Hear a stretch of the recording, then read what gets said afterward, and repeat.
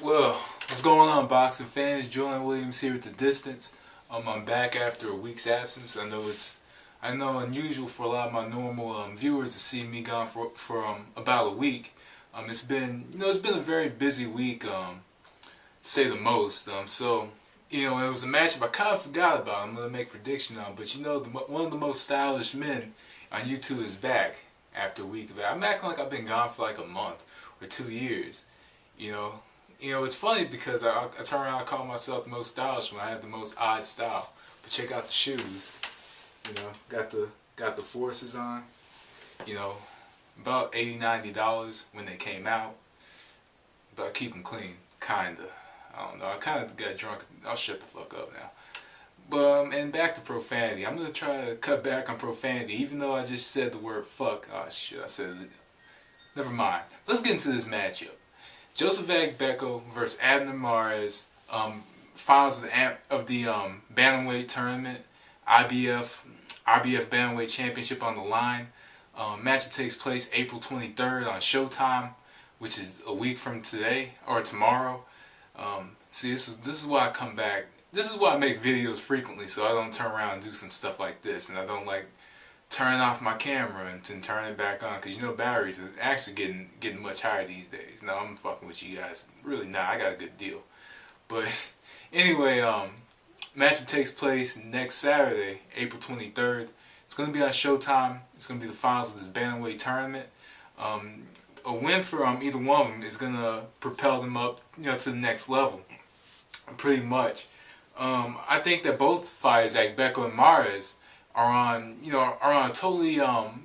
same level right now. They're on the same level, but they're looking for this place of boxing superstar, which Joseph Agbeko, who's like in his 30s, hasn't gotten yet. And Abner Mares is the fighter that a lot of people that Golden Boy is promoting the hell out of, and a lot of people are putting a lot of stock in him.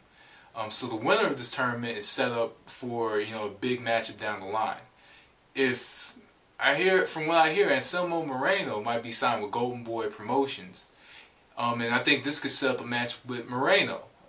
Donaire, I don't think it's going to set up a matchup with Donaire unless Agbeko wins. If Agbeko wins, I could see, because I believe Don King promotes Agbeko. So, I think that matchup, again, a matchup with Donaire can happen with Agbeko, but not Mares. So, let's get into this matchup. Abner Mares, let's begin with him. Abner Mares is a very solid fighter. He's a very solid fighter. He's still learning, but one problem that he does have is he does fade at the end of fights. He starts off very fast. He's very quick. He counters well, but later on in fights he kind of fades a little bit. He doesn't work as much later in fights than he does, early. It seems as if he's fighting controlled. He's fighting controlled, but then he has little spurts where he's not fighting as controlled. In this matchup against Agbeko, something that Agbeko has trouble against is fighters that throw combinations and put their punches together well, and also move. Fighters that can box on the move and throw punches are fighters that can beat Agbeko. Fighters that throw combinations in between, I believe that's my brother right there, knocking in the house. Fighters that can come in between, Agbeko's punches, because he does throw quite wild, can beat Joseph Agbeko. Something that Abner Mares wants to avoid is inside fighting, because we all know Joseph Agbeko is a fighter that leads in with his head. He leads in with his head. He marches forward, and he does have to have the feet set in order for him to get his punches off. And sometimes he doesn't have to set his feet. Sometimes he just comes in and he throws without his feet set. So what he needs to do is he needs to move to get Agbeko off balance. He wants to move to get Agbeko off balance. And when he gets Agbeko off balance, he wants to throw. He wants to throw from certain positions in the ring and kind of set him up.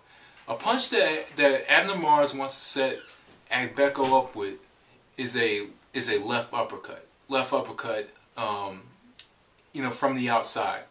He wants it from the outside in between Agbeko's punches. Also, he wants to look for the counter right hook.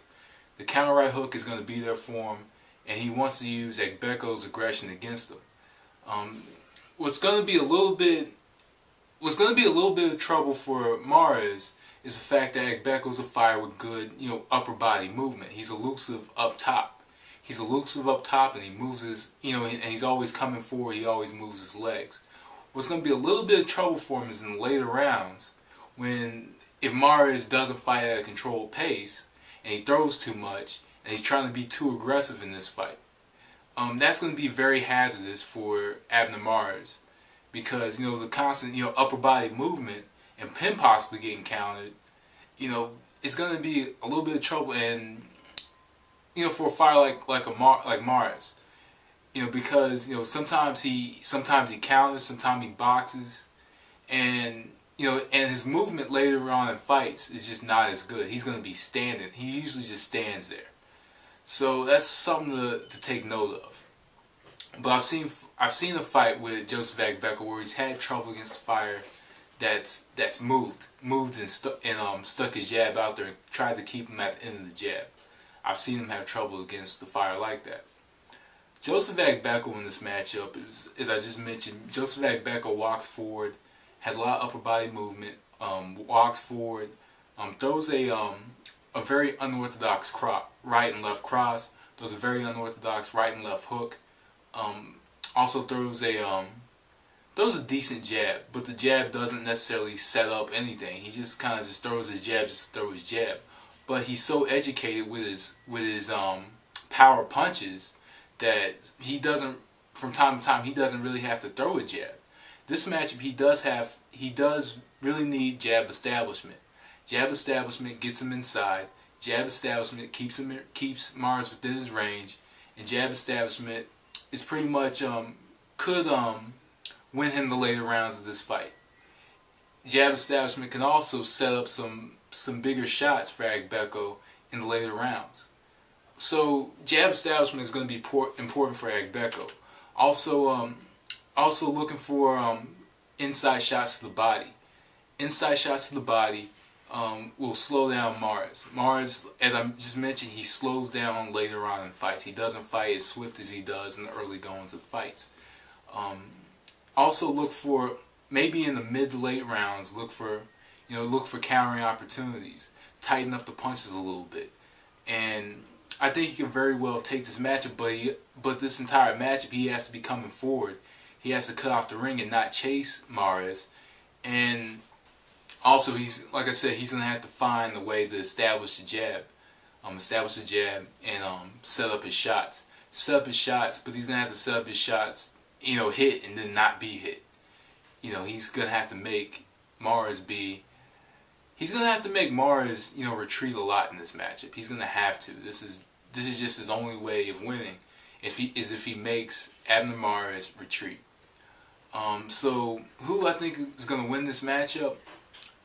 I'm going to go with this is kind of difficult to score. I said a couple weeks ago I personally thought that Agbeko could win this matchup, but looking at Abner Mares throws a very, like I said, throws a very good quick jab, jab combinations, and a punch that he does throw very well is the straight right hand. He could throw the straight right hand up top, and he could throw the straight right hand to the body. The straight right hand up top is going to be the bread and butter for him in this matchup, and he throws it very well. And he throws it very well in the early goings of the fight. If he could establish the jab and then go to the straight right hand, he could very well win the match. His punches are much shorter than Joseph Agbeko, and he's faster than Joseph Agbeko in his hands, and has faster legs, has a better legs outlet too. So I'm gonna take a bit of a risk here, and I'm gonna say Abner Mares should take a split decision in this matchup. The winner of this matchup, who wins this matchup, the determining rounds of this matchup is rounds 5 all the way through 12, if you ask me.